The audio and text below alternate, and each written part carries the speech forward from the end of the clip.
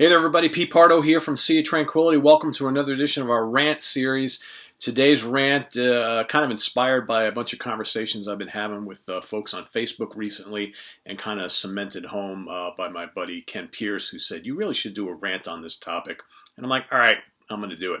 Anyway, so the topic of the day is the Woodstock 50th anniversary concert. So, you know, if you live in New York, obviously you know a lot about what's going on here. But for those of you from around the country and around the world who might be watching this, so this coming summer, August 16th, 17th, and 18th, that weekend is the 50th anniversary of the original 1969 Woodstock Festival, right? A pretty landmark event, probably one of the most notorious outdoor concert festivals ever in the history of rock and roll. Notorious for a lot of things, peace and love, Vietnam War, all the crap going on in the White House. It was kind of a way that, 500,000 people or so, mostly young people, got together to forget about all the shit that was going on in the world at the time and just celebrate, the gift of music, peace and love, and each other. And for the most part, it worked, other than it being a financial disaster for Michael Lang and the rest of the promoters. They didn't really make any money. They probably lost a shitload of money on that. In the annals of rock and roll history, a massive, massive concert. Okay, 3 days of peace and love. You had the likes of Jimi Hendrix and the Grateful Dead and Santana and 10 Years After and The Who and Janis Joplin, and the list goes, Joe Cocker, Crosby, Stills, Nash and Young, and the list goes on and on and on of all the heavyweights who played at the festival, right? They made a documentary film, which has been, beloved by many for decades and decades and decades. The festival itself, launched a lot of artists into the stratosphere as superstars. But it kind of brought the 60s to an end, right? But at the time, it was a mega event, and it meant so much to so many people, whether the people who attended, or the people who watched the film, or even the people who played and performed. Something that was never to be duplicated again. They tried to duplicate it at the 25th anniversary in 1994. That was pretty much a disaster. I don't know what really came out of the 25th anniversary concert. First of all, they didn't have it in Bethel, New York. Okay, they moved it to a few towns away. A lot of people showed up, but there was all sorts of, it rained, a lot of mud, fires, fighting, arrests, all that kind of stuff. Really, none of the performances from the 25th anniversary are notable for much of anything, right? So nobody talks about the 25th anniversary concert for a reason. So they tried to replicate what happened in '69, and you really couldn't, right? Totally different era. The 90s were completely different than 1969. So here we are at the 50th anniversary year, and the original plan was the folks at Bethel Woods Center for the Arts. So for those of you who don't know, the original Woodstock site for the last, 15, 20 years, whatever it is, they built Bethel Woods. It's like an amphitheater and a lawn area, a very nice, gorgeous venue for live events. And every spring and summer and early fall, they have all sorts of concerts there. I would say to capacity, it probably holds somewhere in the neighborhood of 15 to 18,000. I guess that's my guesstimation. They tend to mainly have a lot of pop and modern country and some classic rock stuff and folk and blues. That's generally what they have there. A lot of repeat performers from year to year to year. They've tended to stay away from most hard rock and metal. They don't do hip hop, that sort of thing. Very little, if any, jazz at all. Very safe, but a gorgeous place. I live about an hour from there. I go to Bethel Woods every summer, at least a couple times. It's a great place. Sound is always great, no matter whether you sit in the amphitheater, whether you're in the lawn, you get perfect viewing. It's affordable, it's close, and people just really treat the place really, really well. So it's been a success. So the original idea was that the folks at Bethel Woods wanted to do a 50th anniversary concert. So there was all this talk about who would be appearing, whatever. And I think initially they were working with Michael Lang, who was the original promoter of the '69 festival. And then I don't know what happened, but he decided he was going to take his ideas and go somewhere else. So basically, he decided he was going to have his version of the 50th anniversary Woodstock celebration up in Watkins Glen, New York, which is, I don't know, 3 or more hours all the way upstate. For those of you old enough to remember, there was a big Watkins Glen festival. Oh God, what year was that? 70, 71? No, 71, 72, or 73, something like that. Back in the early 70s, where, again, another few 100,000 people attended. That was a big deal at the time. I think there's a speedway nearby. I've never been there myself. But that was also another notable early 70s large-scale festival that I believe it was Allman Brothers and Grateful Dead, and I think the band, if I'm not mistaken. I think it was those 3 bands. So Lang has taken his thing there, and his is going to be a 3-day event, just like the original. And in last month or so, Bethel Woods has decided they are not going to do their big 50th anniversary celebration. They're not going to do some big weekend-long festival. They've just decided to scrap the whole idea. Instead, they're just going to have their normal schedule. So that Friday night will be Ringo Starr and his All-Star Band, okay, on the 16th. And Ringo Starr and his All-Star Band, Ringo Starr from the Beatles, obviously, have played at Bethel Woods many times before. Saturday night is going to be Santana and the Doobie Brothers. Santana and the Doobie Brothers have played at Bethel almost every year for the last, God, seems like decade. I've seen both bands there plenty of times over the years. That's it. So for most people who live locally, who are really looking forward to going up to Bethel for a nice 50th anniversary celebration, basically what you get is more of the same bands that have already played there numerous times in recent years, and they've totally downplayed the whole 50th anniversary celebration. Kind of disappointing, right? Certainly. So now they have announced the lineup for Michael Lang's 50th anniversary Woodstock celebration up at Watkins Glen, and 3 days of either bands you never heard of or, newer sort of popular bands, but style-wise, the band, they're all over the map, and a handful of kind of holdovers, surviving bands and artists from the 69 festival who are going to play. They haven't announced ticket prices yet. I can only imagine how much it's going to cost, but I will tell if you're going to go to one of the 2 Bethel shows, either Ringo Starr or Santana, you're probably going to pay 60, 70, 80, 90, 100, 200 bucks, depending on where you want to sit, for a ticket to the event. So, and that's just the one show, right? So I don't know what they're going to charge for Woodstock 50 up in Watkins Glen, but I did want to share the lineup for you. So on day 1, Friday, August 16th, you've got the Killers, Miley Cyrus, Santana. So Carlos and company are going to play up in Watkins Glen Friday and then play their full headline set at Bethel on Saturday. The Lumineers, the Raconteurs, that's Jack White's band. Robert Plant, kind of cool. John Fogerty, who's from CCR, probably going to play a whole set load of Creedence Clearwater Revival hits. Nathaniel Rateliff and the Night Sweats, Run the Jewels, The Head and the Heart, Maggie Rogers, Michael Franti and Spearhead, Anderson East, Princess Nokia, and John Sebastian. Okay, so on the Friday night, you get Santana, you get John Fogerty, and John Sebastian, which are the veterans from the original Woodstock. Day 2, Saturday the 17th, Dead and Company. So that's the surviving members of the Grateful Dead, plus I believe John Mayer.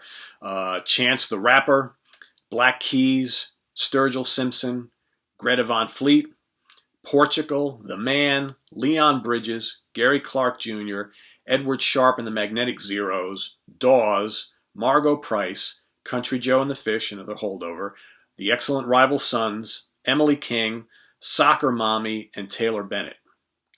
Day 3, Sunday, Jay-Z, Imagine Dragons, Halsey, Cage the Elephant, Brandy Carlisle, Janelle Monáe, Young the Giant, Courtney Barnett, Common, Vince Staples, Judah and the Lion, Earl Sweatshirt, Boy Genius, The Zombies, Canned Heat, another holdover, Hot Tuna, another holdover, Pussy Riot, and Cherry Glazer. So as you can tell, a kind of weird mix, right? So you got some rap and hip hop, you got some kind of pop, I guess you could call it, a lot of some blues, sort of blues, some veteran bands, obviously from the 60s and 70s, two notable hard rock bands in Greta Van Fleet and Rival Sons, young bands that kind of play a 70s style hard rock, and then a whole crap load of stuff that my 53-year-old person has never heard of before. So I can understand why they're trying to do a diverse lineup like this, because obviously Woodstock 50, they want to make money. It's all about making money nowadays. You know, back in '69, they were hoping to make money, didn't make money, turned out to be, you know, a legendary event. Here's my problem with this lineup. Okay, first of all, they're having it in Watkins Glen. So a lot of these bands are kind of, you know, current favorite pop and hip hop and rap artists, right? So my question is, are like city folks from New York City and surrounding larger communities, you know, on the East Coast here, are younger kids who live in New York City or the boroughs or the inner cities or what have you, or maybe from Connecticut or down in Jersey and Newark and all that kind of stuff, are any of these younger people going to drive 3, 4, 5 hours to go see this event? You know, we're talking about a day and age where a lot of younger people, the millennials, they don't really care about going to, they don't want to spend the money to go see live events. You know, they'd rather sit at home and, you know, watch some YouTube videos, right? Well, I'll catch, you know what, they played, there's someone taped a couple songs off of their last concert at, you know, blah, blah, blah. I'll just watch that there. And, you know, again, you've got, each day is a weird mix of like, you know, hip hop and classic rock and jam, and it's just kind of like all over the map. And I think they're looking to draw a wide variety of music fan, but how well is that going to work? You know? I mean, I know firsthand, you know, one of the things like that, and I'm also wondering too why Bethel has just pulled out of this whole thing. Were they worried about competing with Lang's concert up at Watkins Glen and not being able to draw enough other artists? I mean, if you look at this lineup, there's plenty of other bands, you know. Bethel has every year at least a half a dozen modern country acts playing at their venue. You can't tell me they couldn't have booked a couple of those and maybe a handful of other classic rock acts. You know, you couldn't get Journey or Foreigner or all the other bands that they get there seemingly every year and just do a kind of fun-like weekend, even if it's bands we've seen before. Were they afraid that it would draw too many people and trash their gorgeous venue? You know, I got to tell you something, guys. I've been to a couple of country concerts at Bethel Woods, and these kids of today who follow country and go to these concerts, man, they don't care. They show up, they get shit-faced drunk. They don't care who they step on, who they walk over. They're rude. They don't care about anybody but themselves, and they go and they trash Bethel Woods. But the problem is they pack them in, right? They spend a boatload of money on concessions. So for Bethel Woods, the country fans, that's a cash cow. There's a reason why they book a lot of country acts there every year, but they seem to be afraid to book hard rock and metal bands at Bethel Woods. Last year we had Judas Priest and Deep Purple. It was like the first time ever, I think, that they had any, you know, real metal bands playing at Bethel Woods, and it drew very well, and the fans were very well behaved. And I might say, because like I said, I've been to a couple country shows up there, better behaved than the country fans. So I don't get that, but you know, noticeably no for the Woodstock 50 lineup up in Watkins Glen. Again, a lot of these acts I'm not really familiar with, but I don't see any country artists that really spring to mind here that kind of pop out at me. So it's just kind of like, it's like a really weird mix. And you just have to wonder, being how far upstate this is, how many people, it's not 1969. So in 1969, you had the young people, you know, what else did they have better to do at the time? And most of the artists that played in 69, the music is different than it was back then. Most of those artists were major artists or real up-and-coming artists at the time. And you had the kids, there was, you know, again, in 69, you had, you know, the Vietnam draft, and you had, you know, the peace and love thing. You had all the crap going on in the White House and you know, in the government. And there was a very strong sentiment among the youth of those at that time to kind of band together and go to this thing because it represented something. I don't see that Woodstock 50 really represents much of anything other than trying to play off of the legendary status of the original and say, hey, it's 50 years, we're going to throw something together. I see it as a long hike for a lot of people. Are a lot of folks who live up in the upstate New York, are they really going to be interested in Miley Cyrus and Jay-Z and Imagine Dragons and the Black Keys? I don't know. We'll have to see. Are younger folk who maybe live in New York City and the surrounding areas going to be ready and willing to make the trek up to Watkins Glen for the weekend and camp out and, potentially, who knows what the weather's going to be like in mid-August, right? So I don't know. For me, I look at this lineup and I'm like, okay, for someone like me, okay, again, I'm 53 years old, I would have no interest in going to this at all, because quite frankly, the only bands that really interest me, if I want to see Santana, I'll go see him here, okay, at Bethel. If I want to see Robert Plant, I'll go see him on his own. If I want to see Rival Sons or Greta Van Fleet, I'll go see him play a headline set at a club or a small venue on their tour, right? Because they both have fairly new albums out, and and as far as some of the other holdovers from the Woodstock era, John Fogerty, I can go see him anytime on his own. Really don't have a lot of interest in Country Joe and the Fish. Hot Tuna, Canned Heat, whatever. Imagine Dragons. Dead and Company would be kind of cool, but I've seen, various incarnations of the Dead in recent years. Further comes to mind.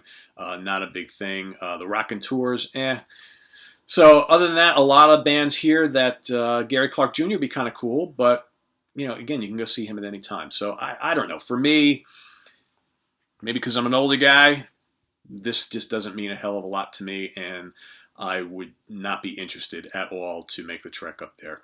I could think, you think about some of the other bands that they probably could have loaded into this festival.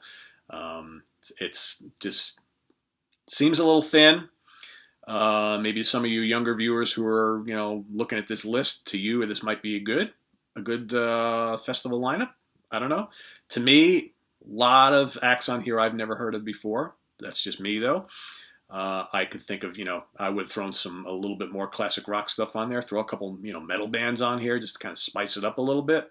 Throw a couple country acts on here too. I mean, geez, throw God, put Rod Stewart on this bill. Get, Billy Joel to perform. Get Elton John. Elton John's out on tour. You mean tell me you couldn't throw Elton John? I mean, so there's stuff like that they could have probably done. Yeah, I don't know. Lady Gaga. I mean, it just seems to me that a couple. I know Miley Cyrus and Jay-Z and the Killers. Fairly big bands. Jack White, obviously.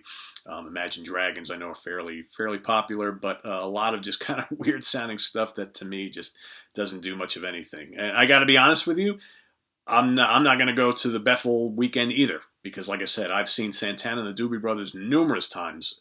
Just in recent years. I think even last year. And I really have no interest in Ringo Starr and his band. So I think what I'm going to do is I'm going to sit home and I'm going to pull out my Blu-ray box set of the original Woodstock Festival in '69, the great documentary film, and I'm going to watch that. That's how I'm going to celebrate Woodstock's 50th anniversary. I don't need to be up there doing anything with these bands I can care less about, just to say I was there. And, you've heard me say this before, my one concert regret in my life, my main one, is that I wish I was old enough to have attended the original Woodstock in '69. But I was only 3.5 years old, so that really wasn't possible. But I would have loved to have been there. But, that kind of ship has sailed, obviously. I didn't do the '94 one either. And I'm not going to do this one. So that's my rant of today. Visit us on the web at www.seatranquility.org. We're on Facebook. We're on Twitter. Of course, we're here on the mighty YouTube very often. Love to hear your views on this lineup and both the Bethel Woods and the Watkins Glen. If you think this is really cool, that's fine. Like I said, for me, a 53-year-old guy who's mainly into hard rock, metal, and prog, and some jazz and stuff like that. This doesn't really do much of anything for me other than a handful of artists.